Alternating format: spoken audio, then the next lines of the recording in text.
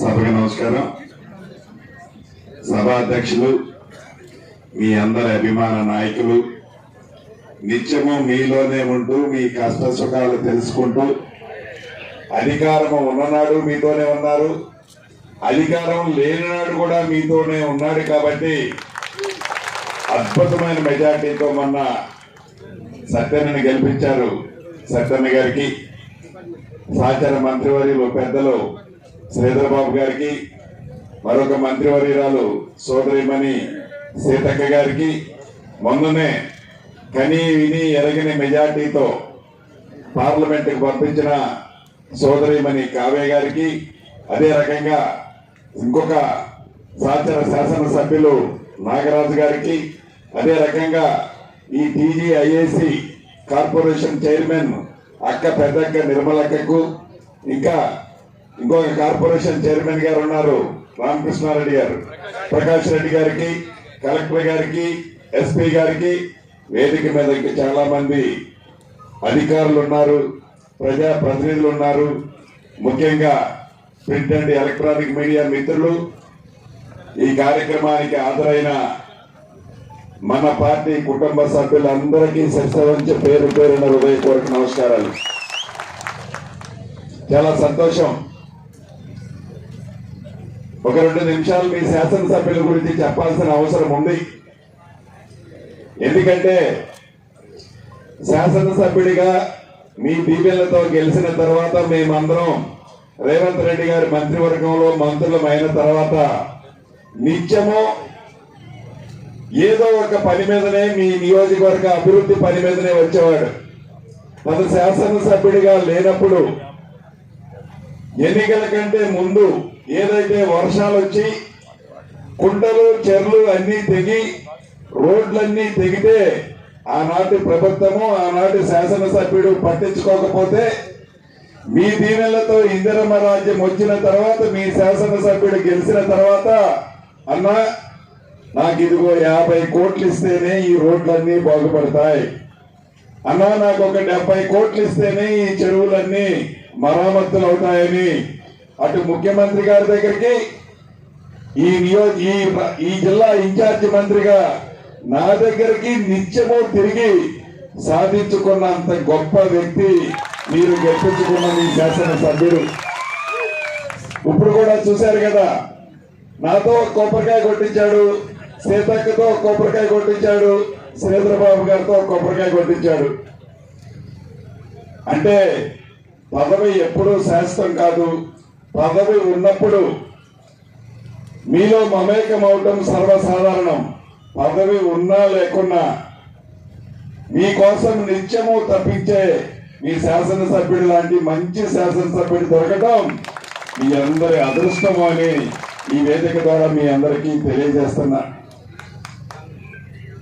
మనందరం మా కళలకు అన్నట్టు పేదోడు ప్రభుత్వం రావాలని, అది ఇందిరమ్మ రాజ్యంతోనే సాధ్యమని మీ అందరి దీవెనలతో తెలంగాణ రాష్ట్రంలో ఇందిరమ్మ రాజ్యం వచ్చిన తర్వాత గౌరవ ముఖ్యమంత్రి రేవంత్ రెడ్డి గారి నాయకత్వంలోని ఈ ప్రభుత్వం ఈనాడు అభివృద్ధికి, సంక్షేమానికి 2 కళ్ళలాగా, జోడెడ్లలాగా రెండింటినీ సమపాలలో ఈ ప్రభుత్వం ఈనాడు నడిపిస్తుంది. పెద్దలు శ్రీధరబాబు గారు ఒక చాలా దూరదృష్టితో ఈ ప్రాంతం కూడా అభివృద్ధి చేయాలని మీ శాసనసభ్యుడి యొక్క పట్టుదలతో రెవెన్యూ ల్యాండ్ సుమారు ఒక 140 ఎకరాలు ఆనాడు ఈ ఆస్తిని వేరే వాళ్ళకి కట్టబెట్టారు.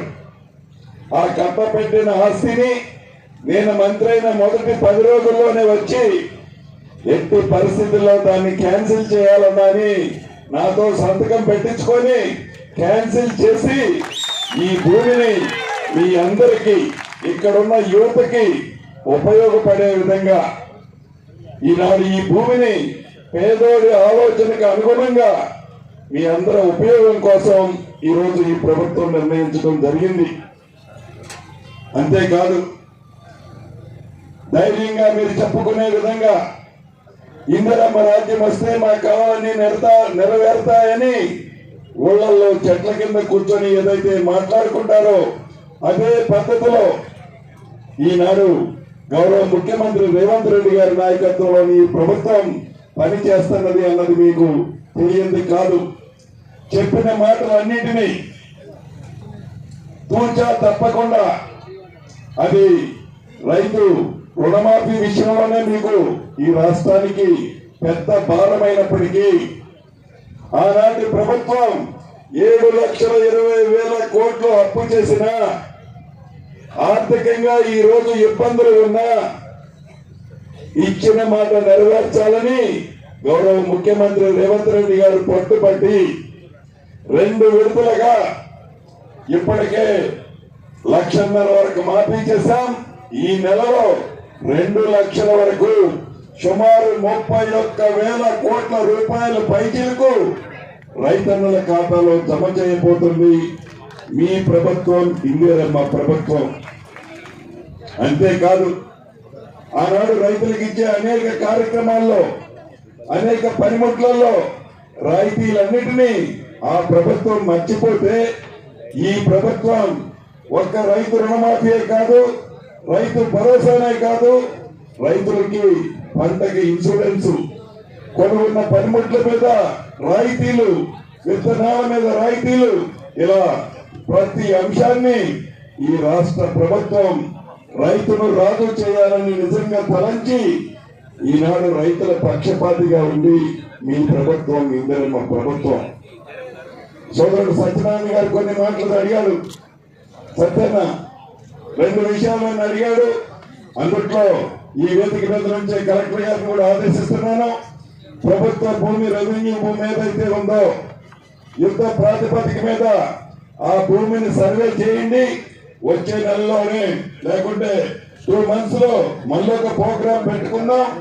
ఎవరైతే సాగు చేస్తున్నారో ఆ సాగు చేసే వాళ్ళలో అర్హులైన వాళ్ళకి తప్పకుండా పట్టాలు ఇచ్చే బాధ్యత ఇందిరమ్మ రాజ్యంలో ఉంది. రెండవ విషయం, ఇళ్ల గురించి అడిగాడు అన్న. నవ్వుకుంటున్నా చూడు ఎంత ప్రాక్టికల్ గా అడిగాడు. చంద్రబాబు నేను ఇద్దరు నవ్వుకుంటున్నాం. ప్రతి నియోజకవర్గానికి 3,500 ఇళ్ళు, 3,500 ఇళ్ళు ఇస్తున్నమాట వాస్తవం.